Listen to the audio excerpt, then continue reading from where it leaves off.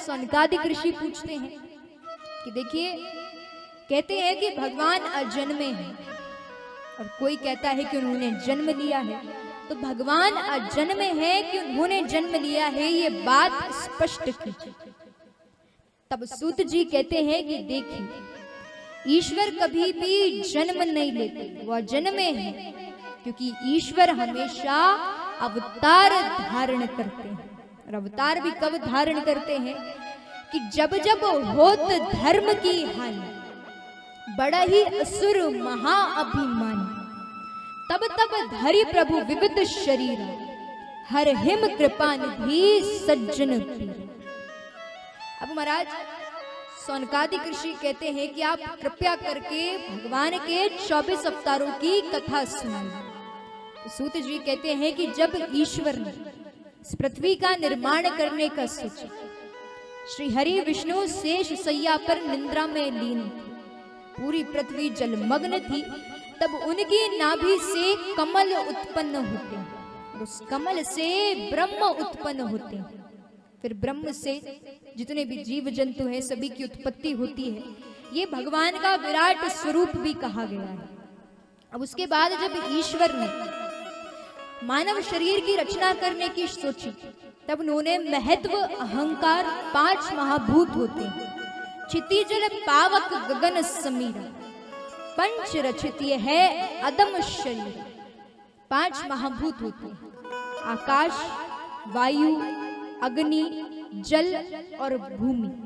ये 5 महाभूत हैं और 11 इंद्रियां होती हैं। तो उनका समावेश करके श्री हरि विष्णु ने मानव शरीर को धारण कराया। अब महाराज यहाँ पर हम जो 24 अवतारों की कथा सुनेंगे वो संक्षिप्त में सुनेंगे। जिन अवतारों की कथा आने वाले दिनों में नहीं है, उन्हें अभी हम विस्तार से सुनेंगे, और बाकी अवतारों की कथा आने वाले दिनों में विस्तार से सुनेंगे। तो आइए 24 अवतारों की कथा में प्रवेश करते हैं। सनक सनंदन सनातन, चौथे सनत कुमार, ब्रह्मचर्य धारण किया हुआ प्रथम अवतार।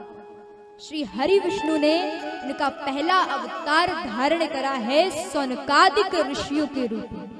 ये ब्रह्मा जी के 4 मानस पुत्र हैं, सनक, सनंदन, सनातन और सनत कुमार।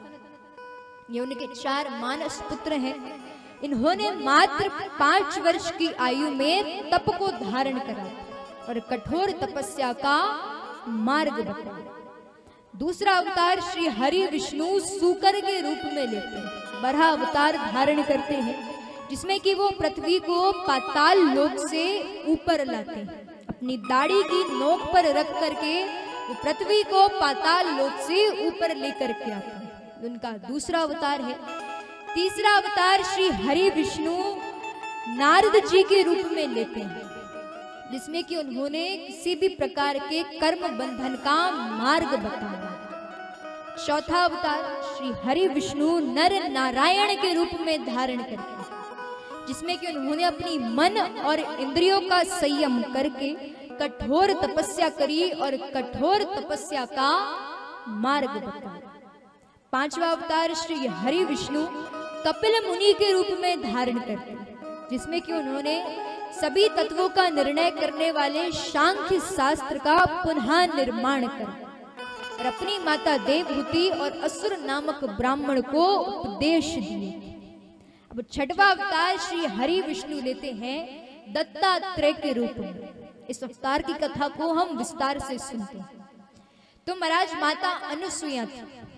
जो माता अनुसुईया है वो महान सती है। तो माता अनुसुईया एक बार की बात है, वो चाहती हैं कि उनके जो पुत्र हो वो त्रिदेव जैसे। अब त्रिदेव कौन कौन है? ब्रह्मा, विष्णु, महेश। तो वो चाहती हैं कि उनके जो पुत्र हो वो त्रिदेव जैसे। तो त्रिदेव जैसे पुत्र पाने की कामना से माता अनुसुईया कठोर तपस्या करती हैं। तो वो त्रिदेव को पता चलता है कि माता अनुसुईया उनके जैसे पुत्र चाहती है। त्रिदेव बड़े प्रसन्न हैं। माता अनुसुईया कठोर तप कर रही है। वो चाहती हैं कि हमारे जैसे पुत्र उनके यहाँ पर अवतार लें। अब महाराज ये बात जब तीनों देवियों को पता चलती है, तीनों देवियां कौन? उनकी अर्धांगिनी सरस्वती जी, लक्ष्मी जी और पार्वती जी।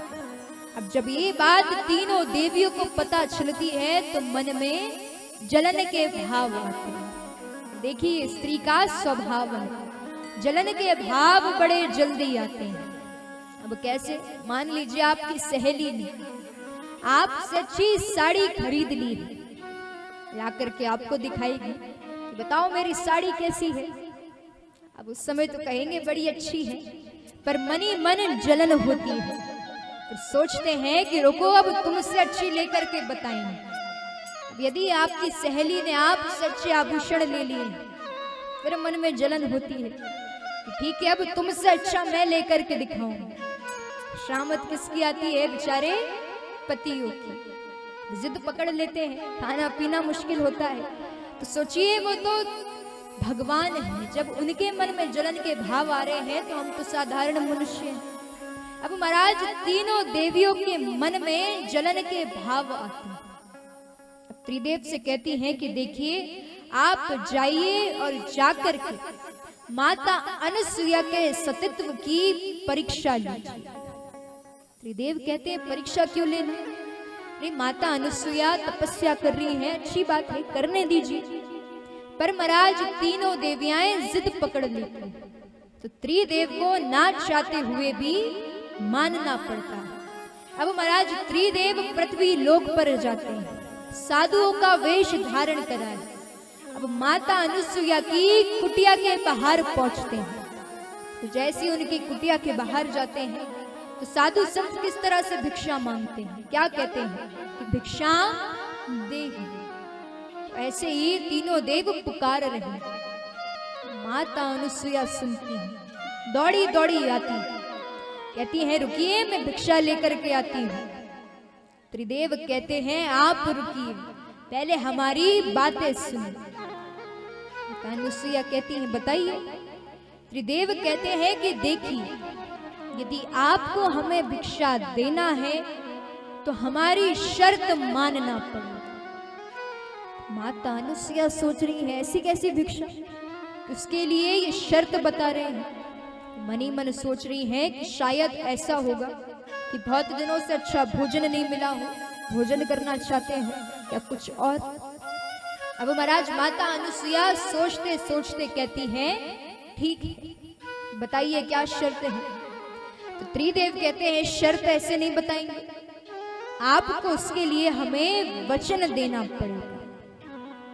माता अनुसुईया बहुत ज्यादा सोच रही है कि ऐसा क्या है कि उसके लिए वचन लेना पड़ रहा है। लेकिन अब मन में बात आ रही है कि कोई भी याचक उनके द्वार से खाली हाथ नहीं जाना चाहिए। तो सोचते सोचते कहती हैं ठीक है आप जैसा बोलेंगे मैं वैसे आपको भिक्षा दूंगी। अब महाराज देखिए त्रिदेव जो है वो उनके सतीत्व की और तप की परीक्षा लेना चाहते हैं। तो त्रिदेव कहते हैं कि यदि आपको हमें भिक्षा देना है तो नग्न अवस्था में देना हो, बिना वस्त्र धारण करे देना हो। जैसे ये माता अनुसुईया ने सुना थोड़ी देर तो मौन रह गई। ये क्या?